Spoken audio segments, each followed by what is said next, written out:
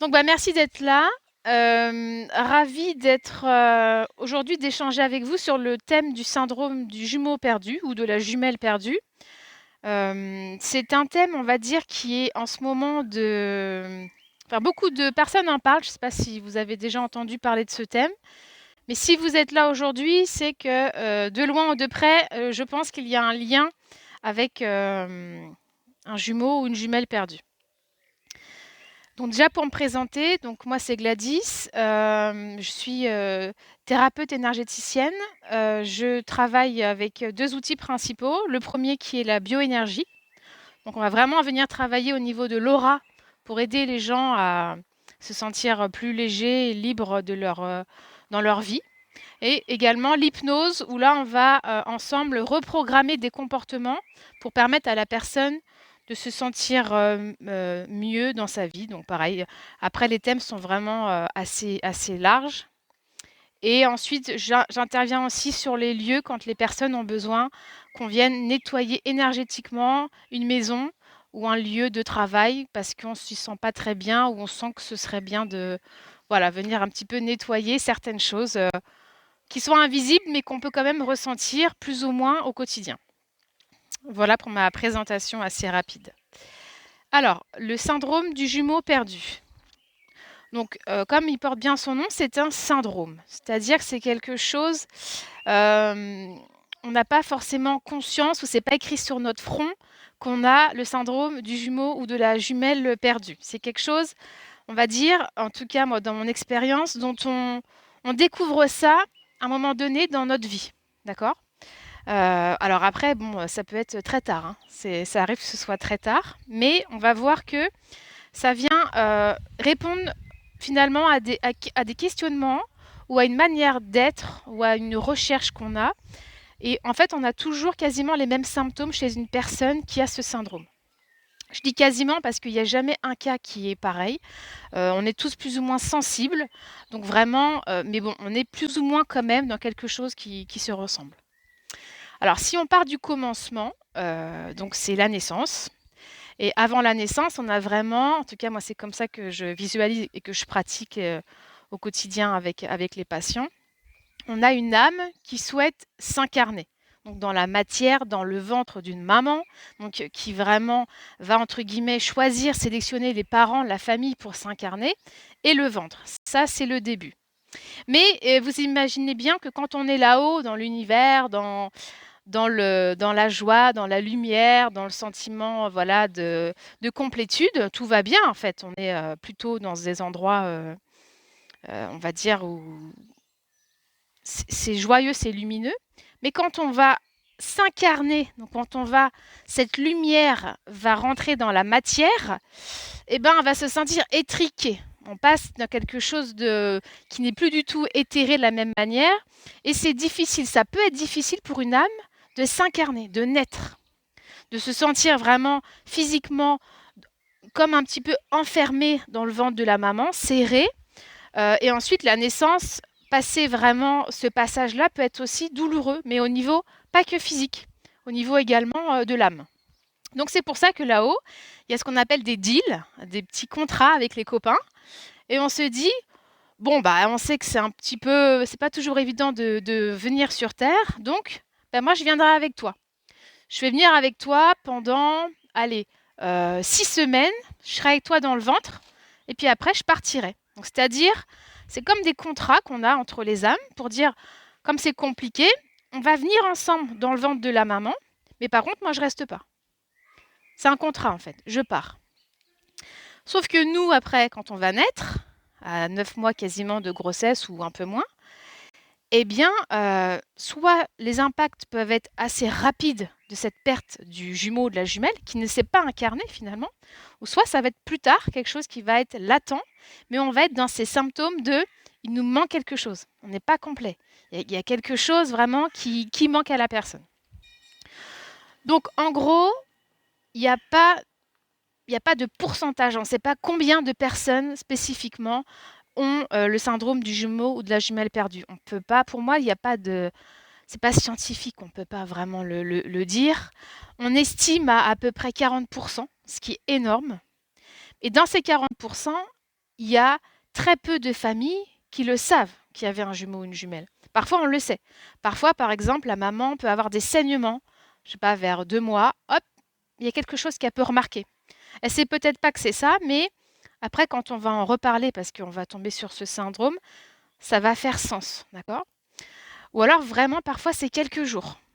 Ou alors parfois c'est plus et parfois il y a vraiment, on fait une échographie, il y a clairement la présence de deux fœtus, mais il y en a un, voilà, ensuite quand on refait l'échographie, il n'y a qu'un cœur qui bat, quoi. D'accord? Mais pour autant, ça se voit quasiment pas, je veux dire. Sauf s'il l'a, enfin, s'il l'avait pas su, il ne l'aurait pas su, quoi.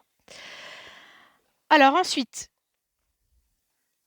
qu'est-ce que ça va engendrer et comment nous, en tant qu'énergéticienne, ou énergéticien, on se rend compte que, ah, là, ça nous fait penser au syndrome du jumeau perdu. Eh bien, souvent, on va dire, les 2 blessures pour moi principales chez une personne, c'est soit la blessure du rejet, soit la blessure de l'abandon.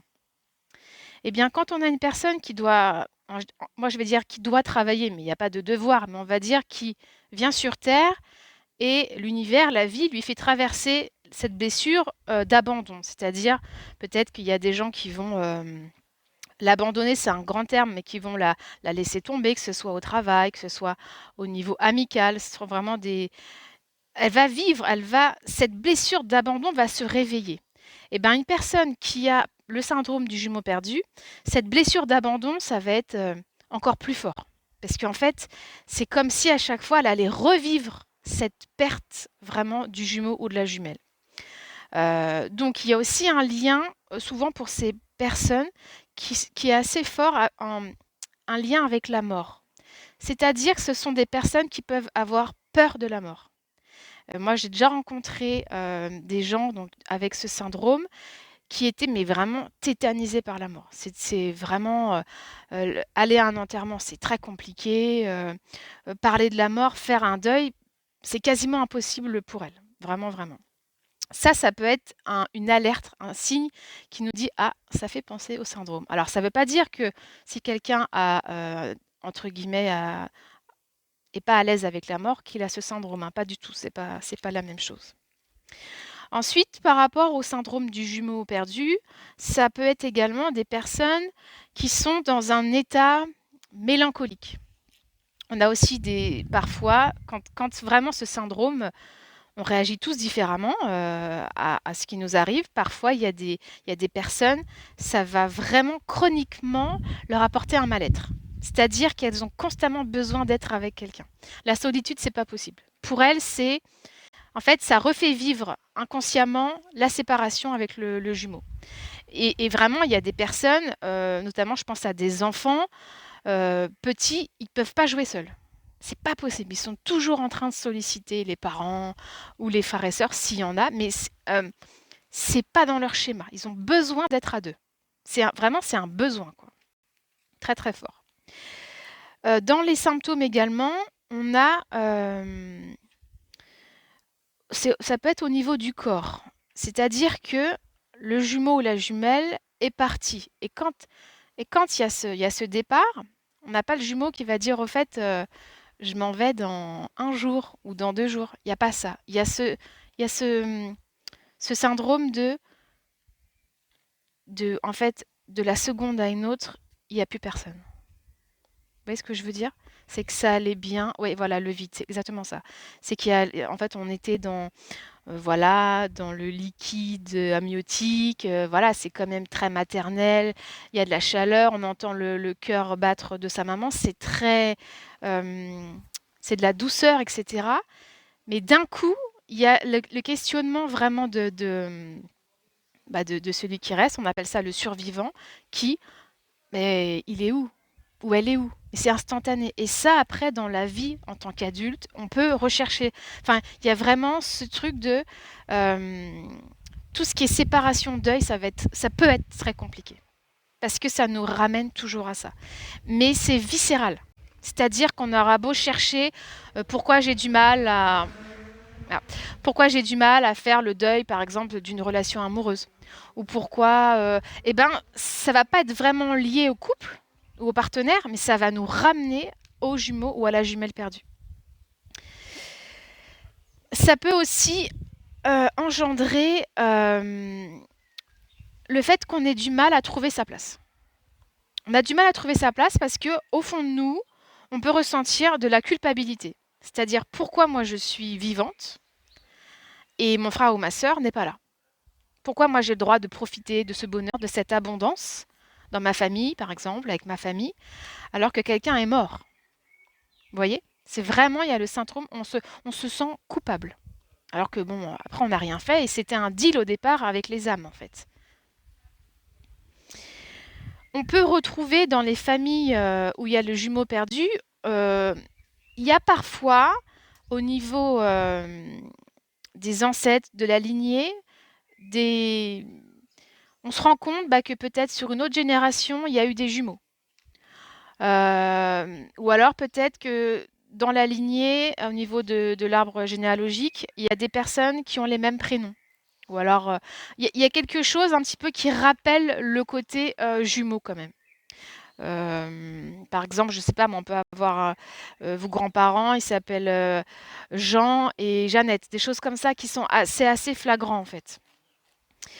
Pas tout le monde, hein, mais c'est vraiment des possibilités.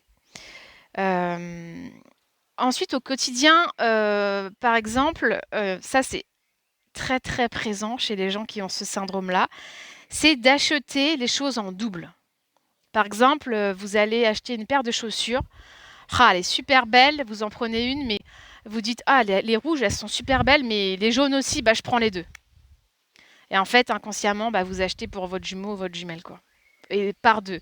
Et c'est assez flagrant, hein, parce que parfois, je me rappelle d'une histoire, quelqu'un qui fait des courses et qui se rend compte, c'est 2 paquets de céréales, 2 paquets de, je sais pas moi, de compotes. Enfin, c'était tout par deux. C'était assez flagrant. Ouais. Pour les enfants, ça peut être autre chose, mais en tout cas, ça peut aussi être ça. On a les enfants qui vont parler à cette présence, cet ami invisible, qui peuvent même le nommer et qui disent à leurs parents, non mais voilà, hein, moi je joue avec... Des fois, il y en a qui disent le prénom. C'est vraiment clairement pour l'enfant, c'est oui, c'est mon frère, c'est ma sœur, quoi. Ça, c'est déjà arrivé aussi. Ces personnes-là peuvent également... c'est très dur d'être seul. C'est-à-dire que être seul, ça les ramène à la mort. C'est inconscient, hein, d'accord? Donc, il faut toujours laisser inviter quelqu'un. Il faut toujours sortir. Faut toujours. On est très peu seul, jamais, jamais. Et dès qu'on est seul, on fait toujours quelque chose. Se poser vraiment et dans le calme et sans faire aucune action, ça n'arrive quasiment jamais. Quasiment jamais. Donc, moi, par exemple, quand on vient me voir, c'est pas écrit sur votre front, donc vous avez ce syndrome. Mais parfois, c'est assez criant. Et ce qui se passe dans les consultations, c'est que, bon, moi, j'ai des manières de valider ça. C'est pas que mon intuition. Je valide ça en me connectant à vous.